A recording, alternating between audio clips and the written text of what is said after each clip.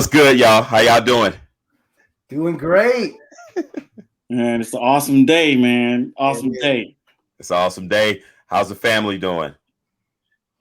Family's good, man. Family's good. You know, kids getting big. You know, I got all teenagers, man. So I got a bunch of cheese walking around. Yeah, I hear you, man. It's good. I hear you. We're busy. So there you go. Well, today's a special day, man.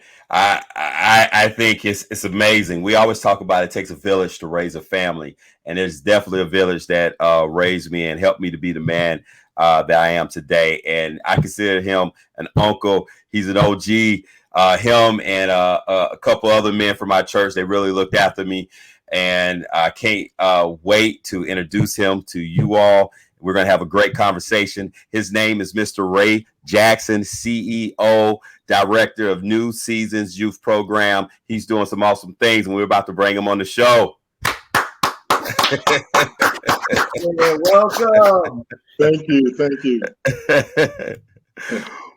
Well, first of all, I think that it's just amazing how these things come together. I've reached out to him. God's given us connection pathways like Facebook, and I've reached out to him, and it's been a while since we talked. And he was so gracious to get back to me as soon as he can. And he was like, "What's up, nephew?" And it just felt like home all over again. Yes. So what we wanted to do real quick was just, how about you kind of introduce yourself to the listeners? Tell us a little bit about yourself and who you are. All right. Thank you. Thank you for having me on the show today. And I got to say this, man, I'm proud of you. I'm watching you on Facebook, watching your family, and I'm just sitting over here with my chest stuck out. So I'm very proud of you, and I want you to know that. Oh, thank you. So I am Ray Jackson, and I am a founder and director of New Seasons Youth Program, which is a nonprofit Christian organization designed to assist students who come from marginalized communities in Africa and the Caribbean with securing a college education here in the USA. And our mission is to alleviate the social causes of poverty by promoting tertiary education to financially disadvantaged youth and young adults in Africa, the Caribbean, and young people worldwide. Wow. So in a nutshell, that's New Seasons Youth Program. But about me, I was born and raised in Little Rock, Arkansas. Ooh, Pig Suey, even though we got beat by Georgia this weekend. But born and raised in Little Rock, Arkansas. Didn't come from a family that had a lot, but we had a lot of love. We were a family that wasn't a perfect family. We had our challenges like any other family, but the love was there. And I had parents who instilled in us the importance of helping others, not just about your family, but it's about helping others. So I will say that what I do as far as working in the community and things that I've done stems from my parents. My mother, who's late, Gwendolyn Jackson, and my father, Ray Jackson. Got to give a shout out to them. Because of them, I am. So I started out just like any other kid, grew up in the hood, didn't know what I wanted to do with my life. Went to college, Philander Smith College in Little Rock, Arkansas.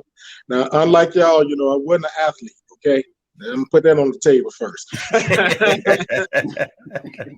Put that on the table first. I played football and was good, but guess what? I wanted to do other things. So, to make a long story short, graduated from Little Rock Central High School in Little Rock, Arkansas. And if you know anything about our history, that's where the Little Rock 9 went to, and the school was segregated. So I was always surrounded by history. All right. So if you went to Central High School, then you had a legacy that you had to walk in, and then you had to become that legacy, I should say, as well. So we were just introduced to civil rights movement, to issues surrounding justice, equality, and equity, just by being there, just by being a part of history, attending a school that was history, you learned a lot. So from there, graduated in 1988, moved to Philander Smith College in Little Rock, Arkansas. There, I sung my way through college on a choir scholarship. Wow. Yeah, because my parents couldn't afford to send me to school. So I had to go some way. So I went to Philander Smith College in Little Rock, Arkansas, small HBCU. And there, I learned a lot about myself as an African American, Right. and learned the importance of giving back into the community, which was already instilled to me in me by my parents. But Right. going there, it was just reinforcement of what or who I am and what we need to do in order to make sure that our communities, the African American community in particular, is thriving, is moving forward, and that we don't forget once we become educated and just move on. Because my goal was to get educated and make as much money as I could. Okay. Right. So the funny part is that during that time, I remember we used to sing a song, and the song said, "Where the rising tide come from far and wide, marching side by side on our way to a brave new world, tomorrow's world for which we fight today." Wow. And it said, "Dictatorial might never can be right in the future life of our world." And so then it goes on to say, "From the town and from the country, we've come forth from the east, west, south, and the rest." And so it just said, "Come and join the song of our throwing, come and join the song of our growing throng as we march ahead on our way." Wow. So that song impacted me. And I used to always say, this is a corny song. Why are we singing this corny song? It had no flavor to it, no nothing, but the message was so rich. But it touched my heart. And from that day that I was introduced to the song, it was just something that just always rung in my head. Even to this day, it still rings in my head. So once I graduated from college, I began to work with inner city youth, those who were in gangs in Little Rock, Arkansas. Not all, but there were quite a few who were gang members at the time. So I did that for 5 years and loved it. I started off as a volunteer, and then I started working with the program, the Brother to Brother program in Little Rock, Arkansas. And so that's just in a nutshell, my origins, my beginnings of getting into work and doing things. And then I moved to Georgia, and here I am. There you go. I'm a single father, with a beautiful daughter who's 13 years old. Not single by choice. My wife passed away 10 years ago. So after she passed away, I just kept moving and kept going. And I'll talk about that a little bit more about, when new season started and how it started and what impact that your Didi had in this. And he called it how she had in this. So that's good. Wow. I am so inspired just by hearing this part of your story. And, from early on, your commitment to working in the community and making change. And like you said, like saying, it's not enough for us to just get this education and get all the success that comes with it. But then there is a responsibility to give back, right? An imperative to see others come along with us. And so on that note, as an educator myself, as somebody who sees as an Afro-Caribbean the opportunities to sort of help those in various different parts of the world and in the Caribbean, tell us a little bit about the New Season Scholarship Program. I'd love to hear more about where that came from specifically, and even where you hope to for it to go in the future. So New Season's youth program basically is an extension of the church I attend. As Daryl mentioned earlier, it was Abundant Life Church, but now the name of our church is Cross Culture Church. Cross Culture. You get it, Cross Culture. And the reason why he changed the name, Pastor Woodrow Walker, is because we believe that the cross is the only thing that can bring cultures together. Okay. So in our congregation, one of the vision statement is bridging the gap, changing mindsets and transforming culture to the standard of Christ. And in our congregation, there's a sign that says others. So when I came to the church, I had never met any Black missionaries before in my life, except for Elder Maxine Allen in Little Rock, Arkansas. She was the only one I knew. My introduction to missions was more the little, growing up in a Baptist church and you see the little ladies sitting on the front row with the little white hats on and stuff, But I didn't know anything about international missions until I came to this church. And so while I'm at the church, we used to have these conferences. This is the weirdest conference I had ever gone to, and for about 6 or 7 years. And I'm sure, Darryl, you may remember this. It was called the Persecuted Churches Conference. And I'm sitting in the church like, who has a persecuted churches conference? That's not going to draw a lot of people. Because again, I'm trying to figure out where I fit into this church, so who was heavily involved in missions. And so I went to a persecuted churches conference and I began to hear about the plight of Christians all over the world. And so that sparked an interest in me. But I still did not want to go in the missions field because I didn't think I was called to do that. Because they would be like, Brother Ray, we need you to do this. I would be out probably touring and trying to eat up all the food. So I knew missions wasn't my calling. So I prayed and I asked the Lord, I said, Lord, where do I fit into this?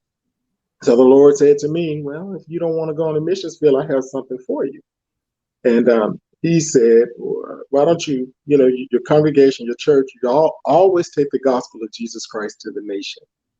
But when you take the gospel of Jesus Christ to the nation, what are you doing to uplift people out of poverty or to help them get to the next level? So I began to pray about it. And when my wife and I conceived our child, or when she was in the process of delivering the child, carrying the baby, God began to birth New Seasons Youth Program in me. And so I would be up at nighttime putting this program together. I would go to work 9 to 5, as a finance manager at Rockdale County. Then I would come home and do what I had to do, to make sure my wife was okay and, do what I had to do. And God just began to birth the program within me. And so one of the things we did is, we prayed about it. I asked my wife if I can do this. She told me no. So I went back and I said, okay, Lord, she said, no, I can't do this unless I have her on board. So I went back again and asked her. She said no again. So I was like, oh, this is going to be hard. So to make a long story short, I went back to her again and I said, if you see anything that looks like the Holy Ghost in me, would you please let me do this? And she said, yes. So at that point, I was like, thank you, God. Now, what do I do? How do I really do this? Because I had created the website, but I had no students. I had no funds, nothing. So to make a long story short, I reached out to a lady by the name of Betty McConey. Betty McConey was with, she's from Zimbabwe, but she lives in England. But she has all these empowerment villages for girls called, the program was Girl Child Network. And I saw her. She was a CNN hero. Okay. So wow. I said, I'm watching CNN. I said, I'm going to reach out to her to see if she'll help me. So I reached out to her. I had gotten so many no's at that point. She said, yeah, I'll come. She said, but I don't know how I'm going to get there to help you. So to make a long story short, she ended up having to come to California. She called me and said, can you get me from California to Atlanta? And then from Atlanta, no, she said from Atlanta to Florida. She said, I can get to Atlanta and I'll help you raise funds. So we brought it here. And we raised our first $8,000, and ever since that time we've been moving forward with New Seasons Youth Program. So I mentioned our mission and our vision earlier. Okay, so basically what we do is that we have an application process that the students have to complete: SAT scores, high school transcripts, 3 letters of recommendations. They have to write an essay, and we look at all of that. We score the students and we select the best students, those whom we believe would be world changers, whether they go back to their countries to do it or whether they stay here and affect change in their countries from here. But we're looking for individuals who are Christian, but we're not just biased to where we won't help anyone else, but we are a Christian organization, so we make that known up front. So what we do is secure full ride scholarships for these students. We make sure that when they come, they have host families for the 4 years that they are here. Wow. We also will assist the student with airfare. This year we partnered with SYTA Travel and we were able to get 14 airline tickets, and then we purchased some for students because this year we bought 27 students.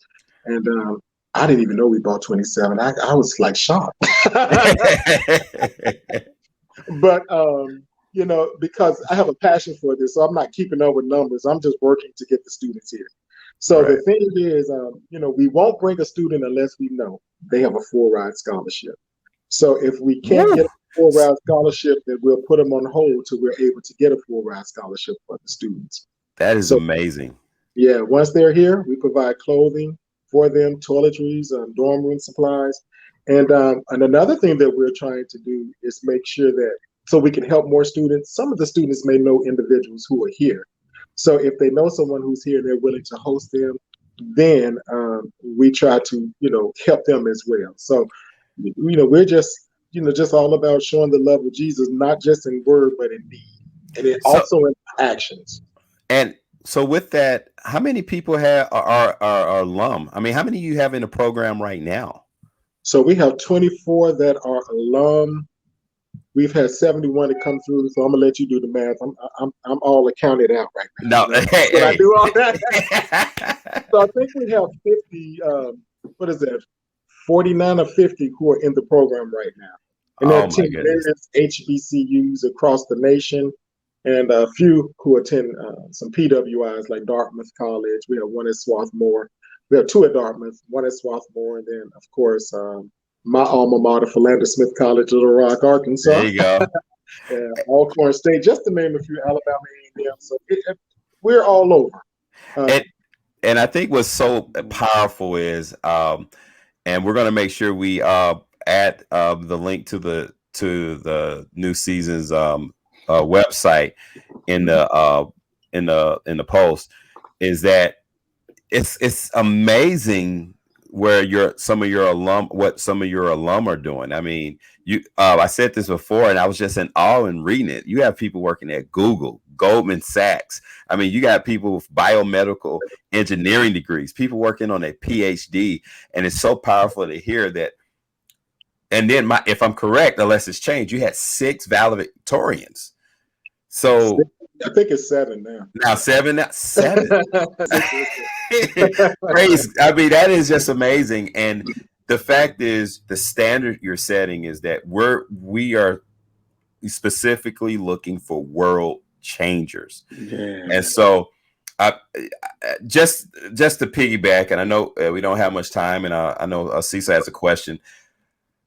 When you come with that mindset, is it hard sometimes to say no to some people, or is it just like it's got to be tough? You got a lot of people applying, and yeah, it's very hard to say no, because not only do they reach out to you, but I use this as an opportunity to minister to young people, right. Because so many young people are without hope. So you don't want to destroy them by saying no. Right. One of the things I always say to my young people: you may get a no from me, but you may get a yes from someone else. So I always tell them, never let a no be your final answer. But if you want something bad enough and you pray about it, you'll get a yes. Wow. So, yeah, you go. That's awesome. That's awesome.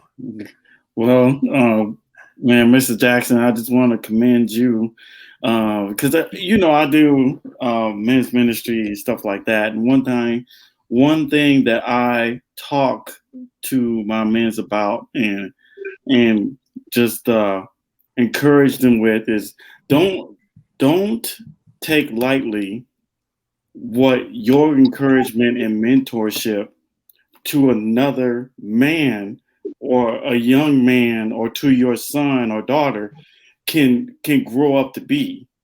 You know what I'm saying? Us as men, God has given us such an influence over other young men, over our peers, over our families. Our words have so much weight, and the encouragement and just saying, "Hey, I believe in you. I know you're going to do great things," and how that seed in a person's heart captured can grow up to be what you see in Coach Tuck. I want to thank you and commend you for that. And not even just for him, but for the myriad of others that you are sowing life into. And we just want to just commend you for that and thank you for that. We want to just our listeners to take heed of that. Your words have weight. you can influence the next generation to do great things. And on that note, we have a question for you. So you and your volunteers hope to reach, who do you and your volunteers hope to reach and impact with the new season's scholarship program? Could you share that with us? So where we are reaching Yeah. young people from Africa and the Caribbean. Most of our students come from Africa. We are working to get into the Caribbean. We do have this year, we bought 3 students from the Caribbean, I believe, and we're working to bring 1 more. I think it's 2 or 3. I get them mixed up, but and most of them come from Jamaica. But that is our goal: is to reach those who are underserved, those who can't afford. We don't want to help those who have money; they can help themselves. We're looking for those who cannot afford to go to college, even in their countries.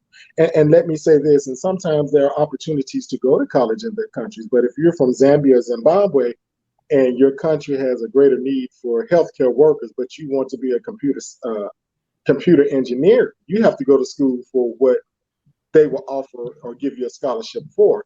But this is the catch 22. If your parents are not rich, if you don't know someone in the government, chances of you getting those scholarships are slim to none. Right. So we want, that's our ultimate aim, is to help those who cannot help themselves. And when we go through the process, one of the things that the selection process, and we ask the student to have a demonstrated need. If you don't have a demonstrated need, then we won't select you. We won't even consider you. And we will, once we go through the process and you don't show that need, I will tell you, you didn't make it through because you didn't show a need. Next time you apply, you need to show a need if you have a need. There you go. So, we're very frank and very honest about who we want to help or who we are helping. It's just those who are underserved. So, and can I say one more thing? Not only, you said something about men, about our words carry weight. Not only do our words carry weight, but what carries more weight is our actions.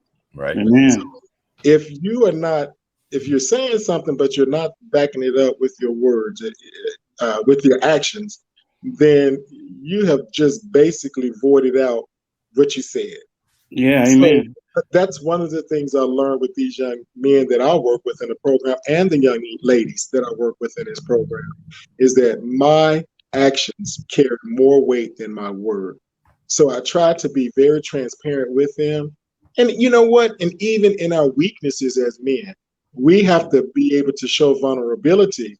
But also, while we're showing vulnerability, we need to be able to show that I'm working towards overcoming this. Okay? And recognize and embrace our weaknesses. And that's a problem that we have. And so that's something that I always share with the young men in our program, also with the women. But in my house, I host young men. I have 6 here, actually. I wouldn't ask anyone to do what I would not do. So with them, I try to be as open and transparent with them as possible. And if they catch me in a shortcoming or a sin or whatever you want to call it, I tell them to call it out, and so I can work on it. Because I'm not afraid of change, because how can I change unless I recognize that there needs to be a change? And I think that we as brothers, our mindset has to change. We also got to understand that we can impact people's lives, that it is not something that's left up to women. Right. We as brothers, we are the head. If we're the head, then let's be the head, not just in title, but in everything that we do. Let's be considerate and think about our actions towards the community, our families, so that we can move forward in a positive way, that we can all grow, we can all prosper, and just be a whole community, not a broken community. If that makes sense. Oh man, there you go. It sounds like you have a lot going on, and that love and action piece resonates. That it's in that doing that we really can show and inspire and make advances. So to that point, will you share with our listeners some of the things you have going on, whether it be events people can check out, if there's some sort of ways folks can support the work that you're doing, which is so important. If there's things going on that people can really can benefit you by getting the word out, please use this as a platform. We want to know as well. So right now, because COVID, we're not doing a lot of in-person things. Usually we have a big Christmas celebration, as well as a big Welcome to America party where we invite individuals, our supporters, and also kids. We like for African American kids, just kids in general, don't even have to be African American kids, to come and to meet these students, because I believe that these students are a source of inspiration to young people, because many of these students that come into our program, they have challenges. Some that you would probably like, how did you survive that? But we bring these young people into the Welcome to America party. We serve African food, we have American food, and we just want to introduce the African and Jamaican culture to American kids. So right now we're not doing a lot because of COVID, but ways that you can help. We usually have a campaign that we'll start in November, December, holiday campaigns to raise funds to help us be able to support these young people when they get here. So you can go to our website if you would like to give or donate. If you would like to open up your home, because we're always looking for host families. If you're willing to go through a background check and talk to us, and we can explain to you what's involved with hosting a student. It's not paid. We do not pay for you to host. This is ministry. So, again, I don't ask anyone to do what I would not do. So it's all about these young people, just getting them to where they need to be, to the next stage in life, so that they can impact, not only have an impact in their lives, but also their family lives and their communities. So right now, that's pretty much where we are as far as what we're doing. Hopefully, when we bring our next group of students in, we'll be able to resume having our Welcome to America party, because it's fun. We have a good time. It's fun. Oh my goodness. Well, you heard it here, listeners. Just an amazing man of God. My uncle, hey, Mr. Ray Jackson. And we just, what we're going to do is, in the link and also in the post, we're going to the contact information to get in touch with him if you want to be able to be supportive to his cause. And we're just believing that it's going to continue to grow. And as always, you can check us out on Facebook. You can also, if you want to support the show, you can check us out on Patreon so we can continue to do this. It's been awesome. And as always, Mr. Ray Jackson, thank you. We appreciate you. And to the listeners, until we meet again, we out. Later.